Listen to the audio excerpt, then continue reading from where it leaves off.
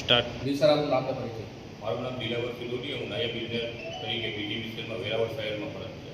શું સર રાજકોટના બનાવ બાદ આજે શું કાર્યવાહી કરવામાં આવી? રાજકોટમાં જે કાલે જે દુર્ઘટના બની છે એના અનુસંધાને અમારા તંત્ર તરફથી એવી સૂચના આપવામાં આવી છે કે જે વેરાવળ અને એના આસપાસના વિસ્તારોમાં જે કઈ જગ્યાએ ગેમ ઝોન છે એ તમામ સેફ્ટીના નોર્મ્સ અને ઇલેક્ટ્રિકલ્સના નોર્મ્સ પ્રમાણે પૂરો થઈ શકે તે ચેક કરવાનું છે. ક્યાં ક્યાં ચેકિંગ હાથ ધર્યું? આજે એક વેરાવળ શહેરમાં આવેલ શક્તિકોટ અને અહીંયા સોમનાથ બાયપાસ ઉપર આવેલા સાચી જે ગેમ ઝોન છે એ બે જગ્યાએ અમે ચેકિંગ કર્યું છે. ક્યાંય સર ગેરરીતિ સામે આવી છે? હાલ તપાસ ચાલુ છે.